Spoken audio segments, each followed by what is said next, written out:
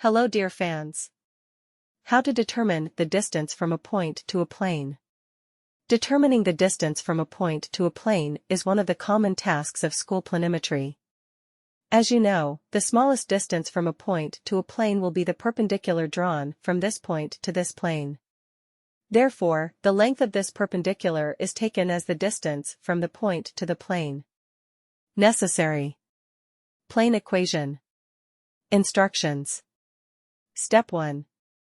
In three-dimensional space, you can define a Cartesian coordinate system with axes x, y, and z. Then any point in this space will always have coordinates x, y, and z. Let a point with coordinates x0, y0, z0 be given. The plane equation looks like this: ax plus by plus cz plus d equals 0. Step 2. The distance from a given point to a given point, that is, the length of the perpendicular, is found by the formula r equals x0 plus by 0 plus cz0 plus d slash sqrt a squared plus b squared plus c squared. The validity of this formula can be proved using the parametric equations of the straight line or using the scalar product of vectors. Step 3.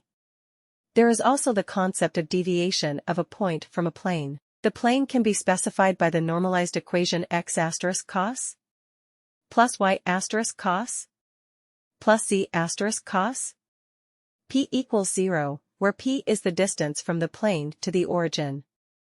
In the normalized equation, the direction cosines of the vector n equals a, b, c, perpendicular to the plane are given, where a, b, c are constants that define the equation of the plane.